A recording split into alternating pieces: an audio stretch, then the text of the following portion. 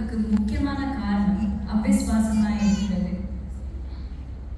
நமக்கு அப்படிப்பட்ட நேரத்தில் ஜீவித்தில் போராட்டம் வரும்போது நம்முடைய விசுவாசம் குறைந்து விடுகிறது. ஆனால் இந்த மாதிரி நேரத்தில் நம்ம என்ன செய்ய வேண்டும்? கர்த்தர் நமக்காக வேதத்தில் நிறைய சாட்சிகளை வைத்திருக்காங்க. இப்படிப்பட்ட சாட்சிகளை தியானிக்கும் போது நாம் விசுவாசத்தில் பலனடைவோம். நாம் விசுவாசத்தில் பலனடையும் போதுதான் நமக்கு வைத்திருக்கிற பங்கை நாம் பெற்றுக்கொள்ள முடியும். இப்பொழுது வேதத்தில் உள்ள சில விசேஷித்த சாட்சிகளை பார்க்கலாம்.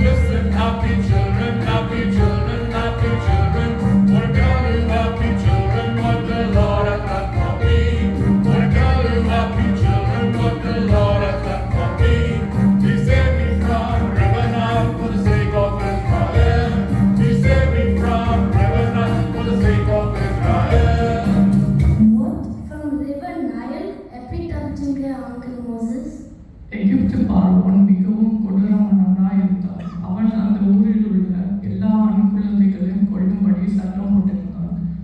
என் பெற்றோர் நான் பிறந்த கொஞ்ச காலத்தில் ஒளித்து வைத்து வளர்த்து வந்தார்கள். நான் என்னை மறைத்து வைக்க முடியாத போது என்னை ஒரு கூடையில் வைத்து நைல் நதியில் விட்டு விட்டார்கள். அப்பொழுது அங்கு வந்த பார்வோனுடைய மகள் என்னை கூடையில் இருந்து எடுத்து அரண்மனைக்கு கொண்டு போயிட்டாங்க.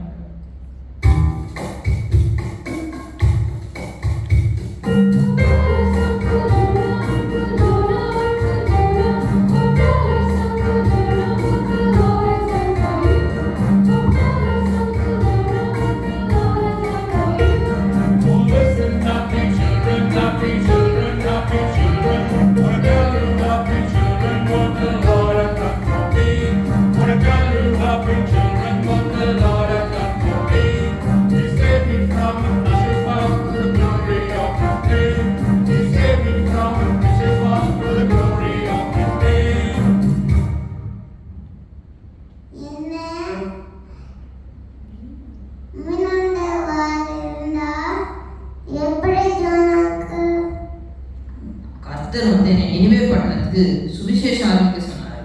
ஆனா நான் கப்பல்ல வேறு தேசமான தர்ஷீஷ்க்கு போயிட்டு இருந்தேன். போற வழியில பயங்கர புயல் அடிக்கும் போது கப்பலோட கேப்டன் நான் தான் இந்த புயல் காரணம்னு சொல்லி கடல்ல என்னை தூக்கி போட்டான்.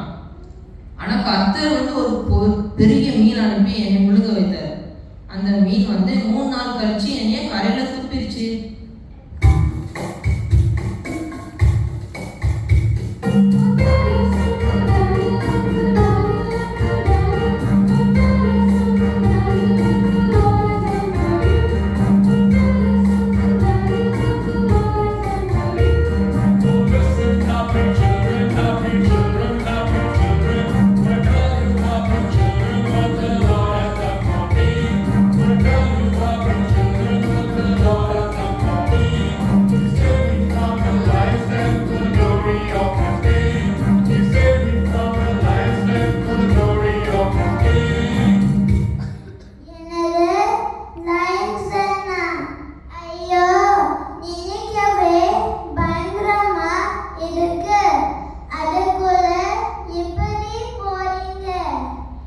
நானும் டேரியஸ் ராஜா ஆஃபீஸ்ல வேலை பார்த்துட்டு இருந்தேன்.